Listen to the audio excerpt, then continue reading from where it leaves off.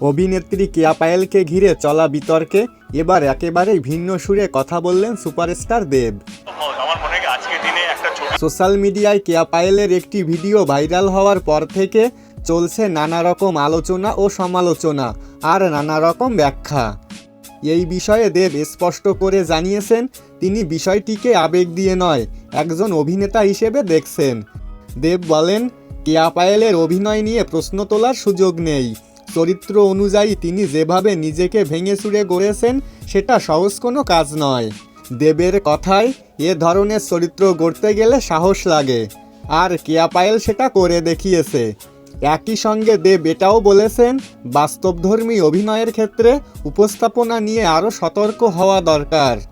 দর্শকের মানসিক প্রস্তুতি না থাকলে অনেক সময় তারা অভিনয়ের ভুলভাবে ব্যাখ্যা করতে পারে। দেবের মতে সমস্যাটা অভিনয় নয়, সমস্যাটা হলো কীভাবে সেই দৃশ্য দর্শকের সামনে পৌঁছাচ্ছে। তিনি বলেন, সোশ্যাল মিডিয়ায় কনটেক্সট ছাড়া ক্লিপ ছড়িয়ে পড়লে বিভ্রান্তি তৈরি হওয়াটাই স্বাভাবিক। তাই দায়িত্ব শুধু অভিনেত্রীর নয়, নির্মাতাদেরও।